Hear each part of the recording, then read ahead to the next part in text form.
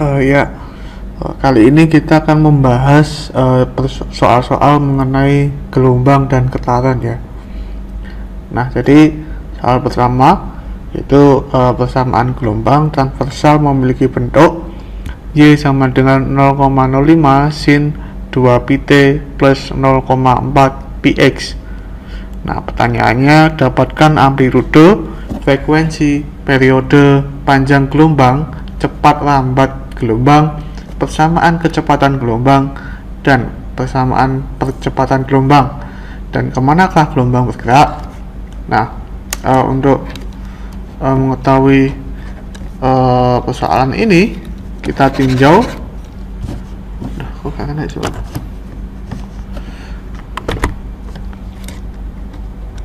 Kita tinjau bahwa sebuah persamaan gelombang yaitu Y sama dengan A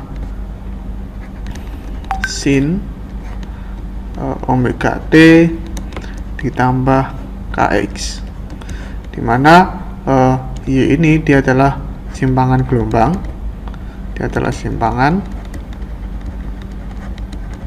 A ini dia adalah amplitudo, omega ini tidak lain, dia adalah frekuensi sudut,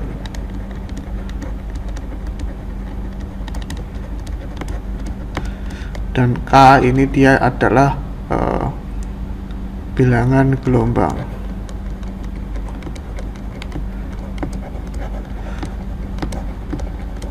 Nah, jadi apabila kita plot sebuah fungsi gelombang, jadi gelombang seperti ini ya. Jadi yang namanya Y itu berada di suatu titik T dan berada pada suatu waktu T dan di titik X. Jadi misalkan kita tinjau pada waktu T dan di titik X itu di sini.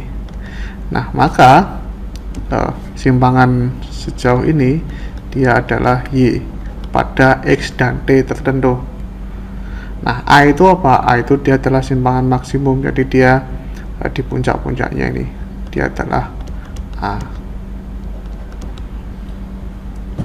Nah, omega dan K, omega itu dia bergantung pada cepatnya atau bergantung pada cepatnya dia menempuh satu gelombang, dan K itu dia bergantung pada panjang gelombang, di mana hubungan antara omega dan frekuensi omega itu dia adalah 2πf, dan K itu dia adalah 2π per lambda, di mana F ini dia adalah frekuensi gelombang dan lambda ini dia adalah panjang gelombang. Nah, panjang gelombang itu panjang dari titik sini ke titik sini, jadi dia menempuh satu gelombang penuh. Oke, jadi amplitudonya dari persamaan gelombang seperti ini ya jelas A nya dia adalah 0,05. Kemudian periodenya, frekuensinya, jadi frekuensi di sini omega T gitu kan, jadi frekuensi omega itu berada di depan T, jadi ini, jadi omega dia tidak lain adalah 2π, dan dimana omega itu kan dia adalah 2πf, maka kita dapatkan frekuensinya dia adalah omega per 2π, yaitu 2π per 2π tidak lain sama dengan 1. Nah, kalau periodenya ya tinggal T itu dia adalah 1/f, yaitu 1 detik. Nah, apa perbedaan antara F dan T? Frekuensi itu dia menunjukkan banyaknya gelombang pada 1 detik. Dia banyaknya gelombang pada 1 detik. Jadi dalam waktu 1 detik itu dia menempuh berapa gelombang. Satu gelombang itu kan satu gunung dan satu lembah gini. Nah, sedangkan periode itu waktu yang dibutuhkan untuk menempuh satu gelombang. Jadi waktu dari sini ke sini itu berapa detik gitu. Nah, itu periode. Nah, panjang gelombang, untuk mencari panjang gelombang kita lihat ini, kita memiliki K sama dengan 2pi per lambda, dan K itu dia berada di depan X. Oh, ini bisa plus minus ya. Kita akan bahas nanti kapan dia plus, kapan dia minus. Nah, K itu berada di depan X, berarti K nya dia telah 0,4pi. Jadi kita memiliki K sama dengan 0,4pi, di mana K itu dia adalah 2pi per lambda. Maka kita dapatkan lambda sama dengan 2pi per K, atau sama dengan 2pi per 0,4pi. Nah, 0,4 itu kan dia adalah 20 per 4, sama dengan 5, ya 5, entah itu meter atau apa, nggak ada satuannya di sini.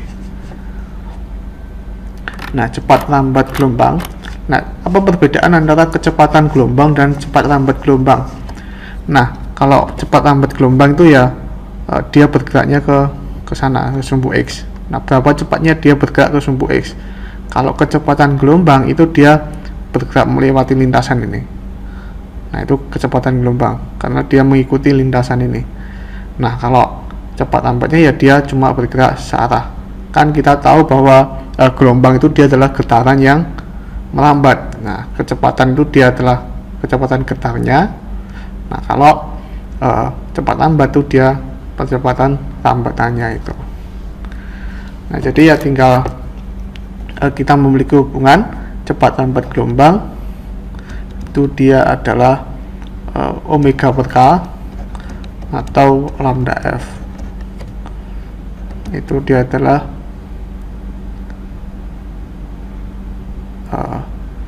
5 kali 1, yaitu 5 meter per detik. Nah, kalau persamaan kecepatan gelombang, jadi kita memiliki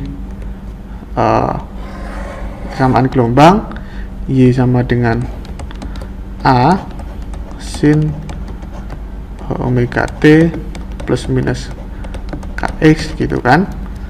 Nah, kalau kita mencari kecepatan gelombang ya kita tinggal turunkan terhadap waktu. Berarti kecepatan gelombangnya V sama dengan dy dt. Turunan terhadap waktu, dia adalah omega A cos omega T plus minus Kx. Nah, jadi omeganya keluar dan di sini sinnya menjadi cos. Turunan dari sin tidak lain adalah cos. Nah, kembali ke soal, kita memiliki Y-nya 0,05 sin 2pi T, jadi omeganya 2pi. Berarti kalau kita memiliki Y sama dengan 0,05 sin 2pi T plus 0,4x, jadi omeganya adalah 2pi. Berarti V-nya dia adalah 2pi kali 0,05 cos 2pi T plus 0,4x.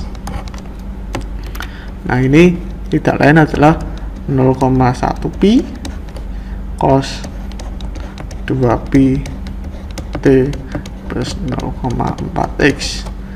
Nah, untuk mencari percepatannya, jadi percepatannya A itu turunan dari kecepatan, tidak lain turunan dari sini, omeganya keluar, jadinya omega kuadrat.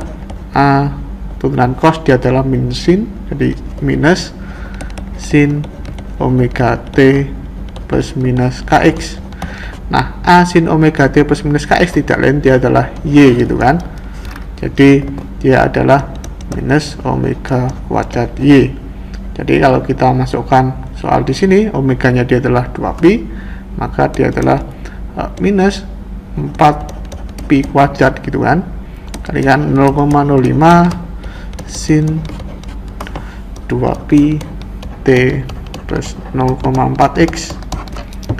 Nah, tidak lain dia sama dengan minus 0,2 pi kuadrat sin 2pi T plus 0,4x gitu.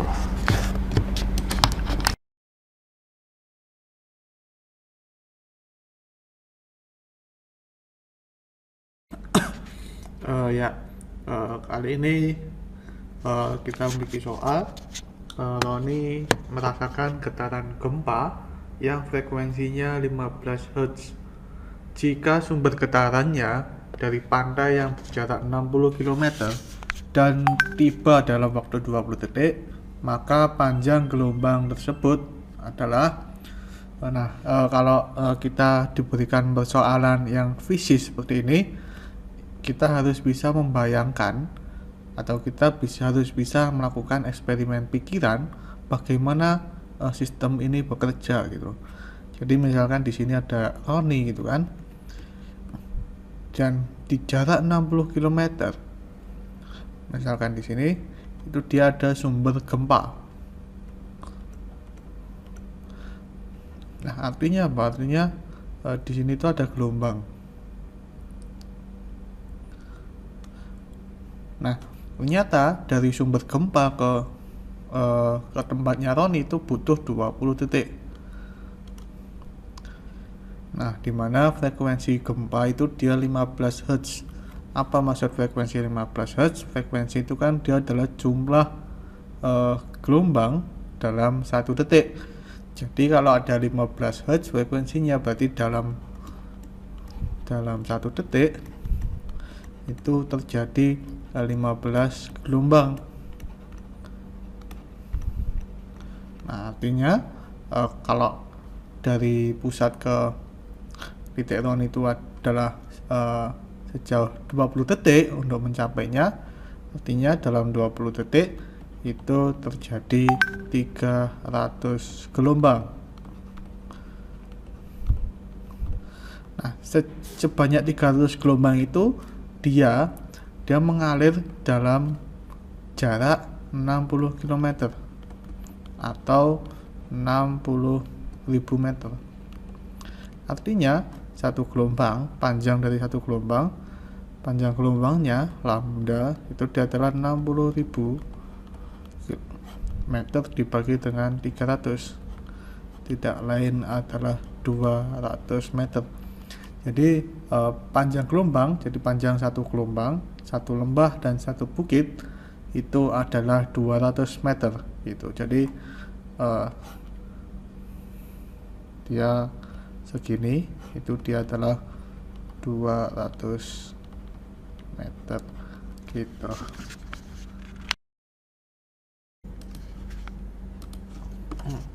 Ya, kali ini kita diberi sebuah gelombang pada suatu saat tertentu. Jadi gelombang ini dimulai dari 0, terus dia ke bawah, di amplitude bawah dia naik, terus ke amplitude atas, begitu terus sampai mencapai berapa gelombang ini. Ini satu lembah satu gunung, di sini satu gelombang, ini satu lembah satu gunung lagi, di sini satu gelombang lagi, ini satu lembah satu gunung, ini satu gelombang lagi. Berarti ada 3 gelombang. Diketahui titik A, B, dan C itu segaris. Begitu pula titik D dan E. Simpangan titik A itu sama dengan setengah amplitudo. Berarti di sini titik A itu letaknya dia adalah setengah amplitudo. Nah, sedangkan titik E di sini di bawah itu minus setengahnya. Berapa kali panjang gelombang dari titik C ke titik A? Jadi kita tahu satu panjang gelombang itu dia adalah jarak yang dibutuhkan untuk mencapai satu lembah dan satu gunung. Itu kalau kita dimulai dari titik 0 di sini. Nah, sedangkan titik A itu dia adalah titik di sini, di setengah amplitudonya.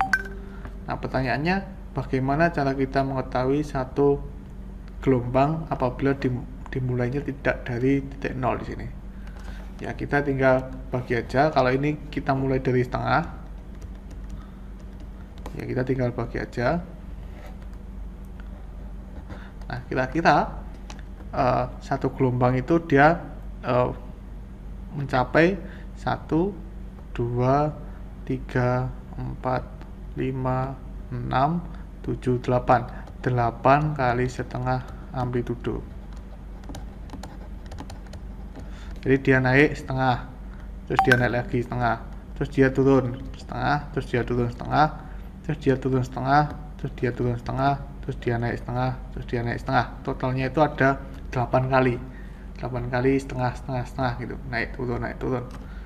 Ya udah, kita tinggal gambar satu panjang gelombang untuk dimulai dari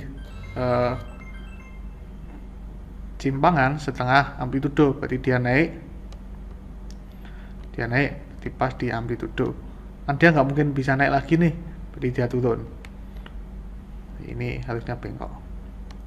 Ini kita udah punya 2 langkah, turun di setengah amplitudo, terus dia turun lagi di 0, terus dia masih bisa turun lagi kan, karena di sini batasnya adalah minus amplitudo bawahnya. Dia turun lagi di setengah, turun lagi. Nah, di sini dia belok, terus dia naik lagi di setengahnya, di titik 0 dia naik lagi. Kita hitung 1, 2, 3, 4, 5, 6, 7, 8. Nah, ini udah cukup satu gelombang. Jadi kalau kita gambarkan lebih jelasnya, satu gelombang itu di sini dia kembali ke titik awalnya gitu. Nah, jadi kalau kita ingin melihat gambar ini ya, dari A ke C,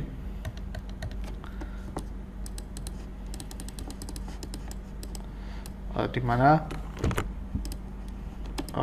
dari A ke C, hanya di sini, C nya di sini, tinggal hitung aja 1, 2, 3, 4, 5, 6, 7, 8. 1, 2, 3, 4, 5, 6, 7, 8. 2, berarti ada 2 kali gelombang. Jadi jarak antara titik C dan A itu dia adalah 2 kali panjang gelombangnya. Nah, seperti yang sebelumnya saya katakan, jadi kalau kita memiliki sebuah persoalan, kita harus bisa melakukan eksperimen pikiran gitu. Jadi kita melakukan uji coba untuk menggambarkan sistemnya. Jadi kita bisa melihat kesimpulan bahwa di satu gelombang itu kalau dimulai dari setengahnya, itu tidak lain adalah naik turunnya setengah itu sebanyak 8 kali gitu. Nah, ini juga bisa diperluas kalau misalkan dimulainya dari seperempat, jadi nanti naik seperempat, dan seterusnya. Begitu pula kalau sepertiga, nah, dan sebagainya gitu.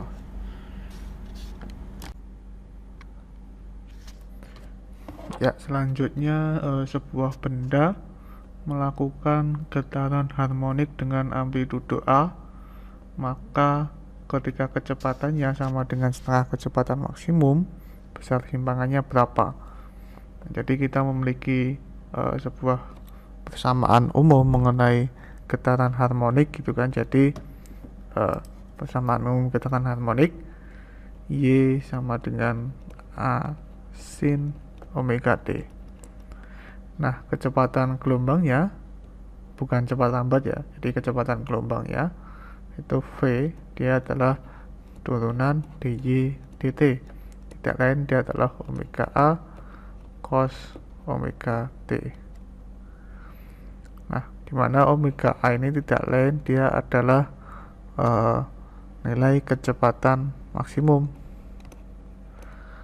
Nah, sekarang kita diberi persoalan kalau V nya itu setengah V maksimum, berapa Y nya. Jadi kita memiliki hubungan bahwa setengah kecepatan maksimum dia sama dengan kecepatan maksimum cos omega T. Berarti cos omega T sama dengan setengah cos yang bernilai setengah, berarti omega T dia harus sama dengan berapa? Cos yang bernilai setengah 60 derajat, atau minus 60 derajat. Minus 60 derajat itu dia tidak lain adalah 300 derajat. Nah, sekarang kita masukkan ke persamaan simpangan. Jadi kita memiliki persamaan simpangan Y sama dengan A sin omega T. Jadi ada dua kemungkinan nilai Y yang memiliki kecepatan maksimum. Jadi Y satunya dia adalah A sin omega T, berarti sin 60 tidak lain adalah setengah akar 3A. Kalau yang kedua itu dia adalah A sin minus 60, ini tidak lain dia adalah minus setengah akar 3A. Jadi ada yang di atas dan ada yang di bawah, dia memiliki kecepatan yang sama. Jadi kalau kita gambar dengan di sini, nah ini ya, jelek banget.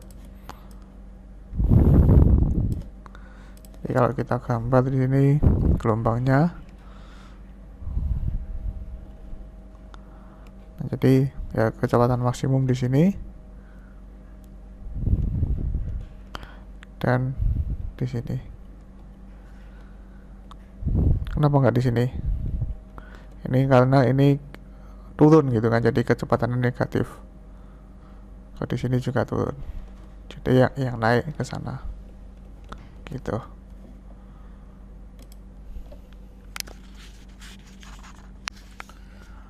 Iya, di sini kita memiliki dua gelombang. Y1 dia adalah 25 sin 4 pt minus px, dan Y2 sama dengan 36 sin 2 pt minus px. Nah, kita ingin mencari persamaan superposisinya. Jadi kalau misalkan kita memiliki dua gelombang, Y1 sama dengan A1 sin omega 1 T minus Kx, dan Y2 sama dengan A2 sin omega 2T minus Kx gitu kan. Nah, kalau kita ingin mencari superposisinya ya kita tinggal jumlahkan. Kita dapatkan Y itu dia adalah A1 sin omega 1T minus Kx ditambah A2 sin omega T minus Kx, ini omega 2. Nah, kita ingin menjabarkan ini. Jadi kita memiliki hubungan sin A plus B itu dia sama dengan sin A cos B ditambah cos A sin B. Nah, kita substitusikan di sini. Sin omega 1 minus Kx ini tidak lain adalah sin omega 1T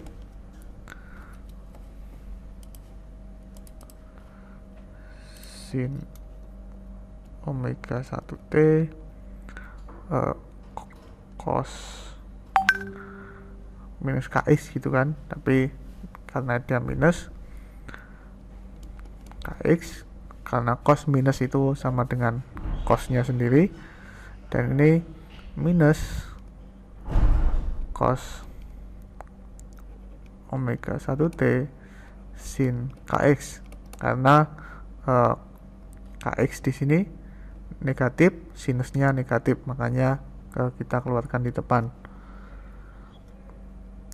Nah, sedangkan yang suku ini dia adalah sin omega 2T cos Kx dikurangi cos omega 1T sin Kx. Dengan demikian Y kita menjadi sama dengan A1 sin omega 1T cos kx dikurangi cos omega 1t sin kx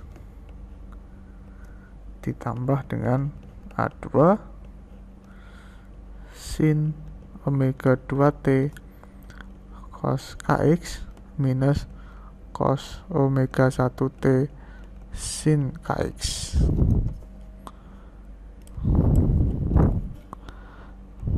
Nah, ini kan bentuknya nggak terlalu bagus gitu kan.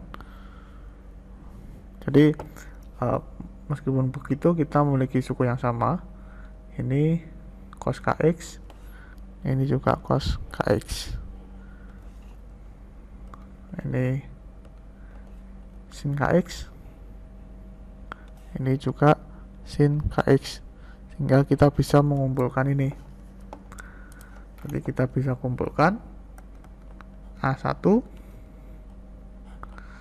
sin omega 1t yang punya cos kx ditambah A2 sin omega 2t cos kx, terus dia dikurangi dengan A1 cos omega 1t ditambah dengan A2 cos omega 2t sin kx.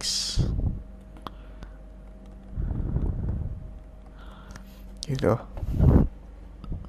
Nah, ini kan juga masih nggak indah. Jadi kita bisa memisalkan fungsi y. Ini dia adalah a cos kx plus delta. Nah, kenapa kok bentuknya kayak gini? Nah, ini kita ambil cos karena kita memiliki sifat cos a plus b itu sama dengan cos a cos b minus sin a sin b. Nah, ini kenapa di sini plus? Ya karena ini minus, karena di sini juga minus. Sehingga kita bisa dapatkan kalau kita misalkan b itu dia adalah kx gitu kan. Jadi ini cos a cos kx sin a sin kx gitu kan. Oh, kita memiliki kx-nya di sini karena dia memiliki sama a-nya yang kx. Kita misalkan a-nya yang kx. Nah, jadi kita bisa dapatkan ini a cos kx plus delta, ini tidak lain adalah a cos kx cos delta dikurangi sin kx sin delta. Nah, dengan demikian karena kita ambil yang sama, berarti a cos delta cos kx itu sama dengan yang punya kx, berarti ini kan, berarti dia sama dengan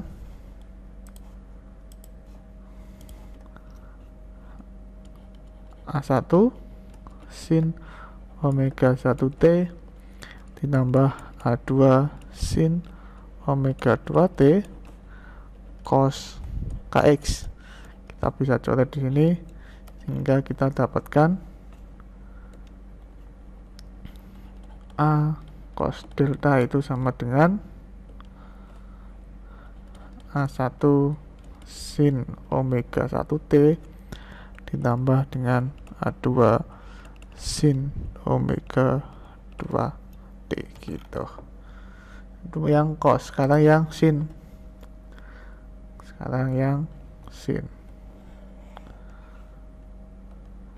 Berarti kita memiliki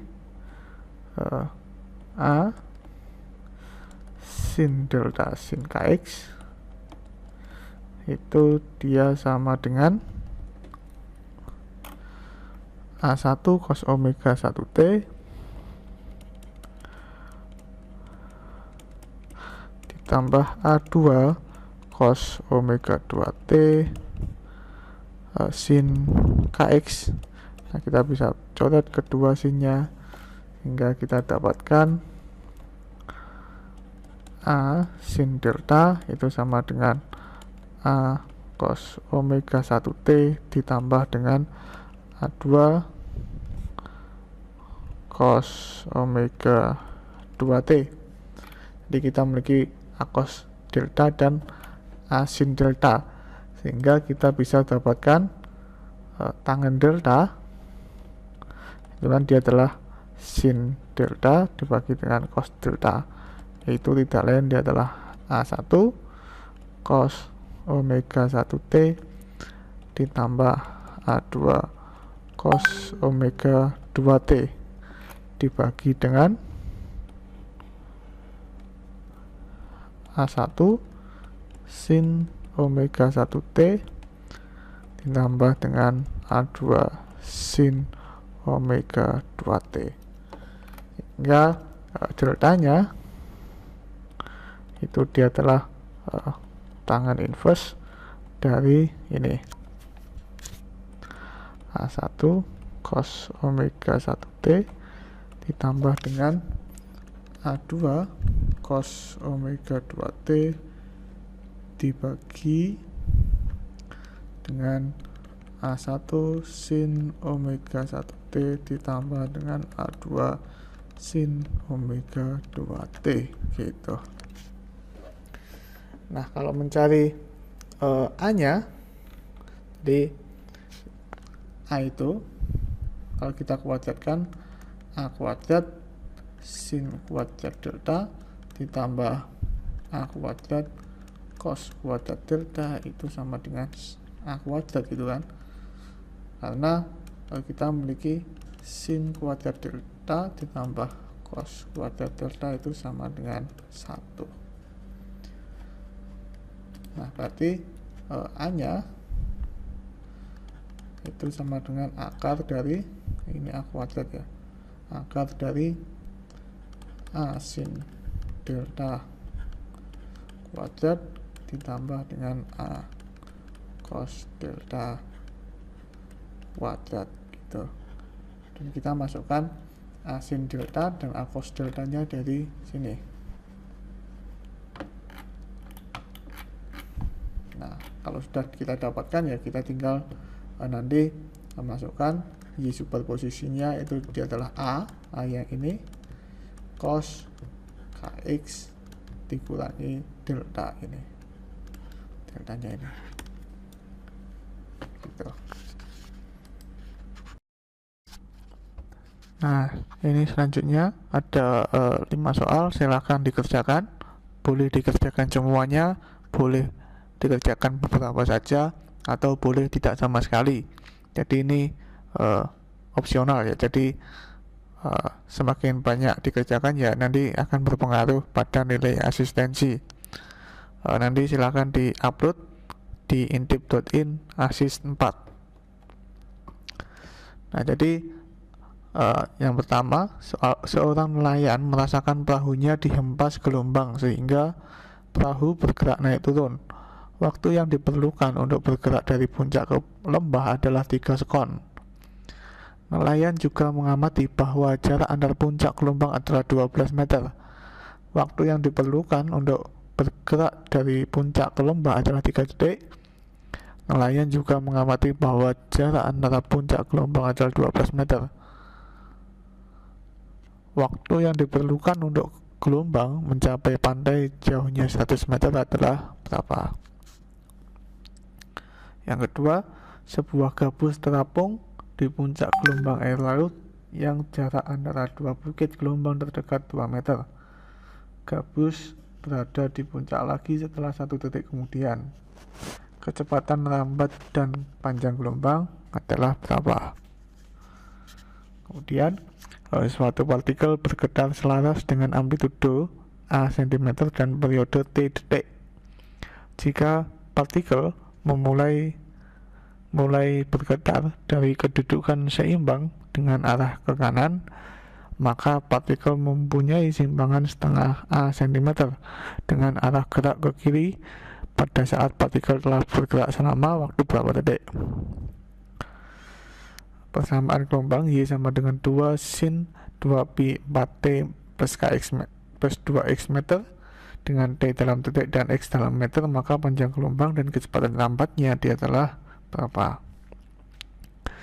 Kemudian gelombang stasioner dapat terjadi karena superposisi gelombang datang dan gelombang pantul ujung bebas. Titik simpul ke-10 berjarak 1,52 meter dari ujung bebasnya. Jika frekuensi gelombang itu 50 Hz, berapa cepat lambat gelombangnya? Nah, ini seperti yang saya katakan sebelumnya, bahwa kalau mengerjakan soal-soal fisika, jadi Anda harus bisa membayangkan. Silahkan digambar, bayangkan, lakukan eksperimen pikiran. Kira-kira gimana sih maksud soal ini? Bagaimana sistem ini bekerja gitu.